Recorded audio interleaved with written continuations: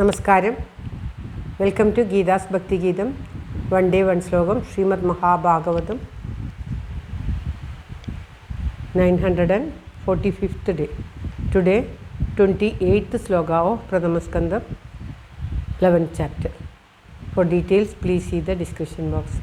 ഗീതാസ് ഭക്തിഗീതം ഒരു ദിവസം ഒരു ശ്ലോകം. ശ്രീമദ് മഹാഭാഗവതം ഇന്ന് 945 ദിവസം. പ്രഥമസ്കന്ധത്തിലെ 11ാമത്തെ അധ്യായത്തിലെ 28ാമത്തെ ശ്ലോകം. ഓം നമോ ഭഗവതീ വാസുദേവായ. ഓം ശ്രീകൃഷ്ണ പരമാത്മനേ നമഃ. ഹരിശ്രീ ഗണപതയേ നമഃ. അവിഘ്നമസ്തു ശ്രീ ഗുരുഭ്യോ നമഃ.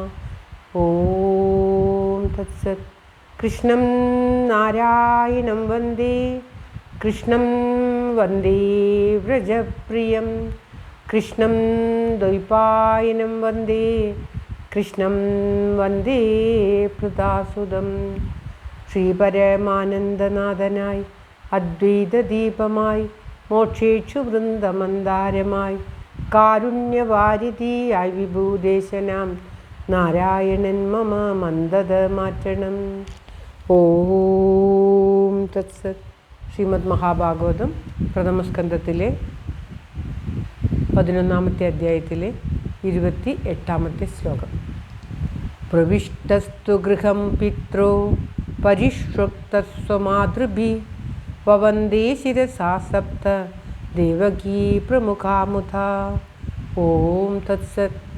പ്രവിഷ്ടസ്തു ഗൃഹം പിത്രോ പരിഷ്വക്തസ്വമാതൃഭി വവന്ദേ ശിരസാ സപ്ത ദേവകീ പ്രമുഖാമുധാ.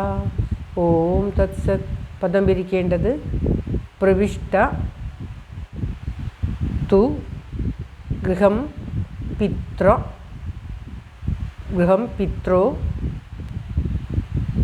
പ്രവിഷ്ട തു ഗൃഹം പിത്രോ പരിഷ്വക്ത സ്വമാതൃഭി വവന്ദേ ശിരസ സപ്ത ദേവകീ പ്രമുഖാമുധ.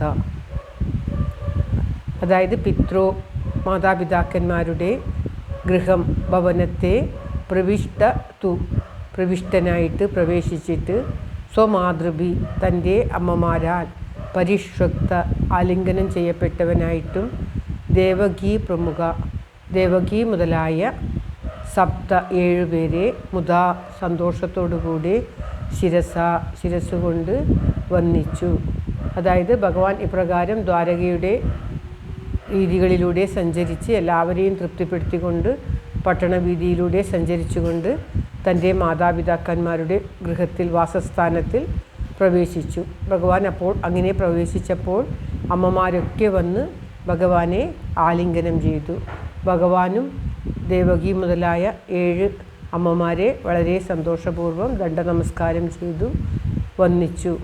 വസുദേവരുടെ 7 പത്നിമാരെയും ഭഗവാൻ അമ്മമാരായി കരുതി വന്ദിച്ചു. എല്ലാവരെയും ഭഗവാൻ തുല്യരായിട്ട് അമ്മമാരായിട്ട് കരുതിയിരുന്നു എന്ന് ഈ ശ്ലോകത്തിൽ നിന്ന് വ്യക്തമാവുകയാണ്. ഭഗവാൻ ആ ഗൃഹത്തിൽ ദ്വാരകയിൽ വന്ന് ദ്വാരകയിൽ നിന്നും തൻ്റെ അച്ഛൻ്റെ ഗൃഹത്തിൽ പ്രവേശിച്ചപ്പോൾ അവിടെ അച്ഛൻ്റെ പത്നിമാരായ എല്ലാ ദേവകി തൻ്റെ അമ്മയടക്കമുള്ള എല്ലാവരും സന്നിഹിതരായിരുന്നു. അവരൊക്കെ ഭഗവാനെ ആലിംഗനം ചെയ്തു. ഭഗവാനും അവരെയൊക്കെ നമസ്കരിച്ചു എന്നാണ് ഈ ശ്ലോകത്തിലൂടെ പറഞ്ഞു തരുന്നത്. ശ്ലോകം ഒരിക്കൽ കൂടി. പ്രവിഷ്ടസ്തു ഗൃഹം പിത്രോ പരിഷ്വക്ത സ്വമാതൃഭി വവന്ദേ ശിരസാ സപ്ത ദേവകീ പ്രമുഖാമുധാ.